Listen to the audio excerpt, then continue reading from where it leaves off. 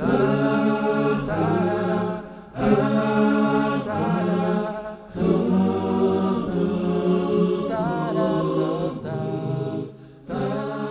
question from the brother in the center, mic 2.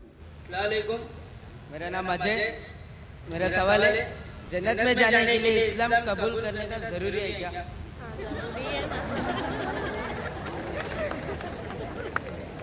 The brother asked the question that is it compulsory to accept Islam to go to Jannah?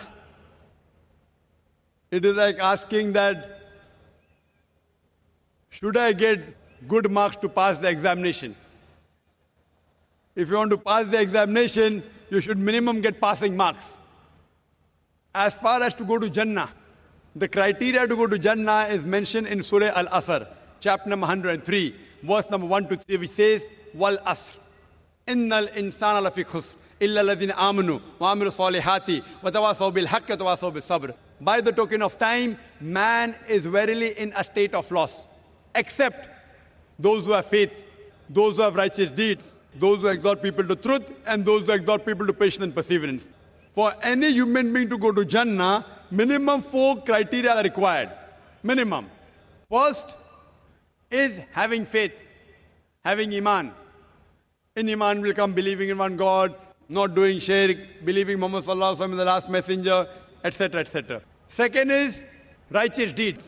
Besides having faith, Iman ke alawa, righteous deeds, amal-e-salihat. The third is watawasaw bil haqq, inviting people to truth. And the fourth is inviting people to patience and perseverance. For any human being to go to Jannah, minimum 4 criteria is required. And if Allah wishes, He may forgive any sin. But the sin of shirk, He will never forgive. Allah says in Surah Nisa chapter 4 verse 48 and Surah Nisa chapter 4 verse 116 that if Allah pleases, He may forgive any sin, but the sin of shirk He will never forgive. For anyone who has committed shirk, he has committed a heinous sin. Shirk is a major sin. If you do shirk, there's no chance of entering Jannah at all. Other sin, if Allah wishes, He may forgive. But for being sure that you'll go to Jannah, minimum 4 criteria is required. Iman, righteous deeds, exhorting people to the truth and exhorting people to patience and perseverance. भाई साहब मैं आपसे पूछना चाहता हूँ, Do you want to enter Jannah? क्या आपको जन्नत में जाने क्या है? हाँ, जाने क्या आपको? मैं इसके लिए बोल रहा हूँ, मेरे दिल से बोल रहा हूँ, मैं कलमा पढ़ के दो। माशाअल्लाह, तो जन्नत जाना है। The brother wants to go to Jannah and he wants to read the kalma. Is anyone forcing you to accept Islam, brother? क्या कौन आपको जबरदस्ती कर रहा है? कुछ भी नहीं। कोई जबरदस्ती नहीं, कोई माली दबाव, इकोनॉमिक प्रेशर? नहीं। कोई आपको जबरदस्ती कर रहा है, जोर जबरदस्ती? कोई भी नहीं। आप आपके दिल से कबूल करना चाहते? या सब जन अच्छा बात सिखा रहे हैं इस्लाम में, मेरे को इसके लिए पसंद हो गया, एक ही भगवान है। MashaAllah, brother is saying that such good teachings are there in Islam, and in Islam there's only one God, therefore he wants to accept. आप मानते हैं क्या बुत परस्ती गलत है? हाँ? बुत परस्ती, आइडल वर्शिप? हाँ, गलत है। गलत है। आप मानते हैं क्या मोहम्मद सल्लल्लाहु अलैहि वसल्लम आखिरी पैगंबर है? मोहम्मद सल्लल्लाहु अलैहि वसल्लम, हाँ, मोहम्मद सल्लल्लाहु अलैहि वसल्लम पैगंबर है अल्लाह के, आप मानते? मानते। माशाअल्लाह। तो मैं इंशाअल्लाह मैं कलमा पढ़ाऊंगा और आप उसको दोहराए और इंशाअल्लाह मैं दुआ करूंगा अल्लाह आपको जन्नत में डाले। Yes, thank you. अशहदु अल्लाह इलाहा इल्लल्लाह व अशहदु अन्ना मुहम्मदन अब्दुहु व रसूलुहु। मैं गवाही देता हूँ कि अल्लाह के अलावा कोई माबूद नहीं और मोहम्मद सल्लल्लाहु अलैहि वसल्लम उसके बंदे और पैगंबर है। माशाअल्लाह, आप मुसलमान हो चुके? सर जी हाँ। मेरे को एक नाम रख लो। अच्छा, The brother wants to suggest a name.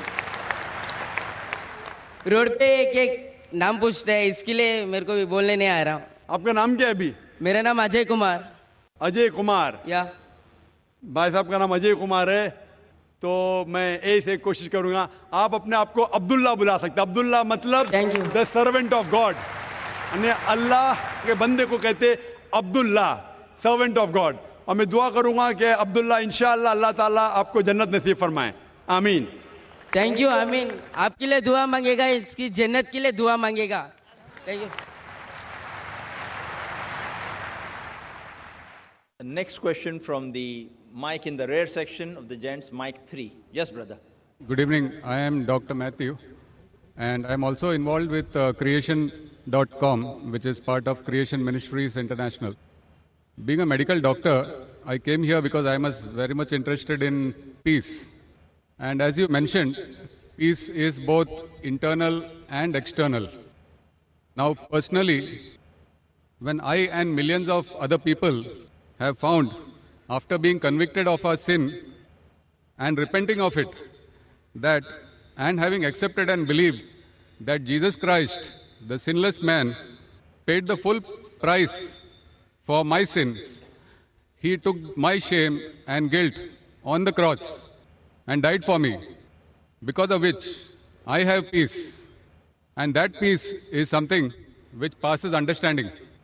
I want to know, would you like to take away that peace which I have, which is a peace which passes understanding? And can you answer that? Thank you. Brother, that's a very good question. He's Dr. Matthew. He's got a website and organization called Creation. He said that he found peace. He came here to attain peace. He said he got peace in Jesus Christ, peace be upon him, who died for his sins on the cross.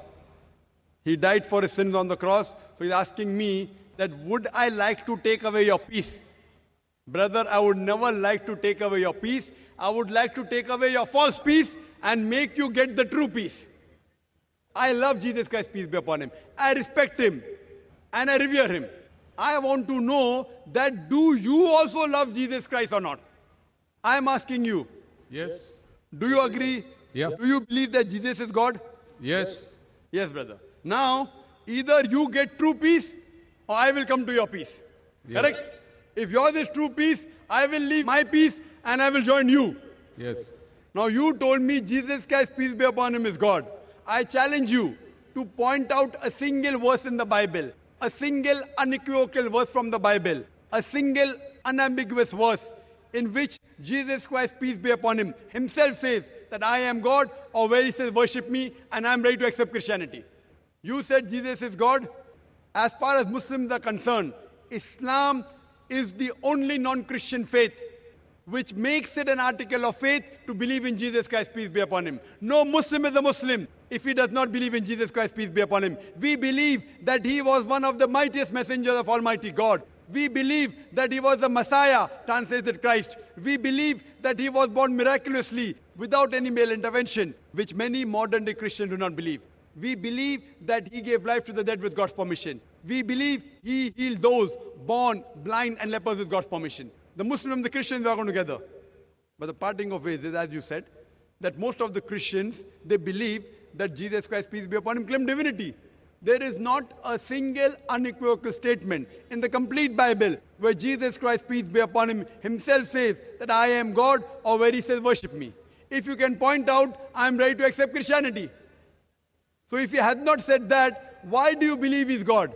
And where did Jesus Christ, peace be upon him, say that he died on the cross for your sins? That is the teaching of Paul. Are you following Paul or are you following Jesus Christ, peace be upon him? Nowhere in the Bible. So my question is, when Jesus Christ never said he was God, if you love him, you have to respect him. He said when he was asked, which is the first of the commandments? It's mentioned in the Gospel of Mark, chapter number 12, verse number 29. He said, Shema Israelo, Adnan Haidman Daikhad. Hear, O Israel, the God, our Lord, is one God. He repeated verbatim what was said by Moses earlier. Peace be upon him. So what I am asking you, if you know the teachings of Jesus Christ, peace be upon him, if you say Christian is a person who follows the teachings of Jesus Christ, peace be upon him, it is mentioned in the book of Ephesians, chapter number 5, verse number 18, that do not be drunk with wine. It's mentioned in the book of Proverbs, chapter number 20, verse number 1, that wine is a mocker. Whoever deceives has it. We Muslims, we don't have alcohol, but many of the Christians have alcohol. Furthermore, we Muslims don't have pork, It's mentioned in the Bible, in the book of Leviticus, chapter number 11, verse number 7 and 8. In the book of Deuteronomy, chapter number 14, verse number 8. In the book of Isaiah, chapter number 65, verse number 2 to 5, that you should not have pork. We Muslims don't have pork, but Christians have pork, most of them. Furthermore, Jesus Christ, peace be upon him, he was circumcised on the 8th day, according to Gospel of Luke, chapter number 2, verse number 21. We Muslims are circumcised, most of the Christians are not. If Christian means a person who follows the teachings of Jesus Christ, peace be upon him, I'm proud to say we Muslims are more Christian than the Christians themselves. So where do you follow the teachings of Jesus Christ and you say that you worship him? So brother, point out a single verse in the Bible where Jesus Christ, peace be upon him, said unequivocally that I am God or worship me. Dr. Zakir Naik, Yes, brother. my question was on peace, and I have that peace. I don't have to memorize memory purses to prove or disagree with you. What I am sharing is that the peace which I have, because of the belief, because we are all sinners and we need a sacrifice to pay for our sins. It is not by our works that we are saved, Correct. but by believing in faith that Jesus Christ has paid the price for my sins. Fine. So you agree that Jesus Christ has paid for the sins of all humanity? Do you agree with that? Yes. Okay. All who believe in him. Okay, fine. So suppose a Christian comes, like you, who believes in Jesus Christ, and he rapes your wife. Will he go to heaven or hell? Pardon? If a Christian comes and rapes your wife, he believes Jesus Christ died for his sins. So whatever sin he does, it is paid for it. So if Jesus Christ had died for his sin, it will give permission for all the Christians to rape the woman. Never, never. Why never? You said, Because if a person believes, brother, you told your work will not take you to heaven. It is your belief. So if you believe Jesus Christ died for your sin, and if you commit rape, if you rob, if you oppress other people, will you go to heaven? he is not a Christian. If he does that, simple. But he believes in Jesus Christ. There are many Christians who I know. That means it's a wrong belief. Because Correct? Correct. In the Bible also it is written that even the devils believe in Jesus Christ, but they Correct. don't follow him. Correct. They don't. Do you follow Jesus Christ? Peace be upon him. Are you circumcised? Yes, sir. Are you circumcised? Are you? Circumcised. No, I am not circumcised. So why don't you follow Jesus Christ? Peace be upon him. Jesus Christ was circumcised on the 8th day. You're a doctor, correct? Yes. You know that circumcision is beneficial medically. So that was If not in my Je- hands. It was in my parents' hands. So you can do it now also, no problem. If you want, I'll help you. Point number one. Point number two. Do you have pork, brother? No. You don't have pork. Why? It's mentioned in the Old Testament. Correct. And God has mentioned it. Do you have That is intoxicant? Do you have alcohol? No. Fine. Do you believe Jesus is God? Jesus Christ is God, came on the earth as a human being. Where it is mentioned? Which verse of the Bible? Tell me. Which verse of the Bible? Where? Which verse of the Bible? Which verse of the Bible where Jesus Christ himself says he's God? Suppose someone tells you are God. Will you believe you're God? Someone says I am God. Will I believe? The point to be noted is that Jesus Christ never claimed divinity. In fact, if you go to the Gospel of Matthew, chapter number 19, verse number 16 and 17, there's a person who comes to Jesus Christ and says, "Good master, what good things should I do so that I enter eternal life?" So Jesus Christ, peace be upon him, says, "Why thou callest me good?" Leave aside God. "Why thou callest me good?" There's only one good, and that is a God in heaven. And if you want to enter eternal life, you keep the commandments. He never said that if you want to go to paradise, you believe I'm God. He never said that you believe that I died on the cross for your sins. He said if you want to go to paradise, you keep the commandments. And the commandments are what? You should not rob, you should not have alcohol, you should not covet your neighbor's wife. Commandments, the deeds. The deeds will take you to paradise. Jesus Christ never said he was God. So why are you saying that Jesus is God, peace be upon him? You are not following his teachings also. I didn't say that Jesus Christ is God for this argument. I just said that I have the peace in my heart, and that peace I want to share. Brother, there are many people, you know, there's a Satan worshipping cult. Do you know that? Are There you many aware? Satan worshipping cults. Correct. So they get peace by worshipping Satan. But that is false peace. Therefore, I want to take you out from false peace and make you enter true peace. What you're saying is peace is actually not peace. You are worshipping a false God. Jesus Christ, peace be upon him, never said he was God. So because you're worshipping a false God and you're in the false peace, like people worship Satan, and yet they think that they're on the right track, I want to get you out of the false peace and get you into true peace. Because I consider myself to be a true Christian. If Christian means a person who follows the teachings of Jesus Christ, peace be upon him, then I'm more Christian than the Christians themselves. Do you know Jesus Christ, peace be upon him, said in the Gospel of John, chapter number 16, verse number 12 to 14, I have many things to say unto you, but ye cannot bear them now. For he, when the Spirit of truth shall come, he shall guide you unto all truth. He shall show you things to come. He shall glorify me. Now, which man, which prophet after Jesus has ever glorified Isa alayhi salam, Jesus Christ? It is Prophet Muhammad, peace be upon him. So this prophecy of Prophet Muhammad, peace be upon him, is mentioned in your Bible. There are several quotations. I am asking you, why don't you follow the instruction of Jesus Christ, peace be upon him? And why don't you follow Prophet Muhammad, peace be upon him? What kind of a Christian are you? Do you mean to say that I don't follow the teachings of Christians? Not at all. I'm giving you quotations with reference.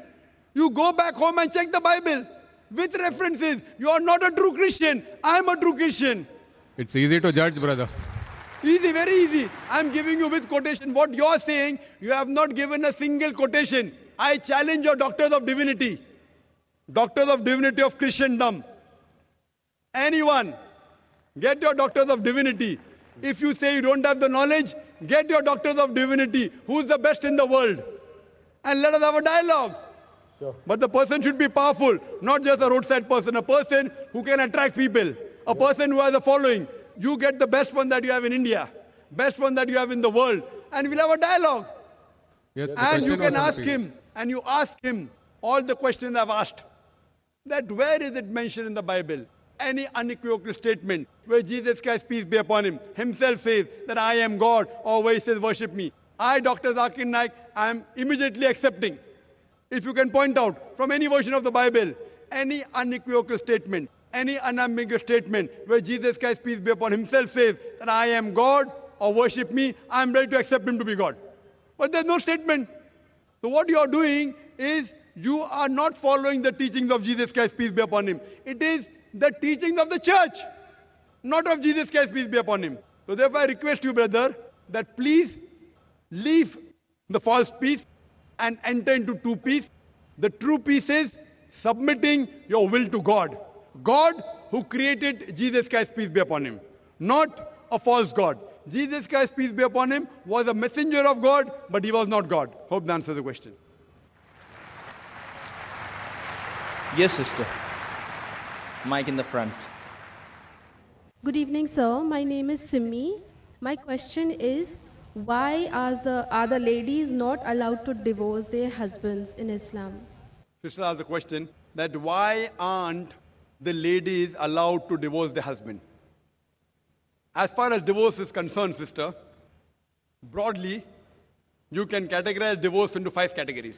One is by mutual consent of the husband and wife both.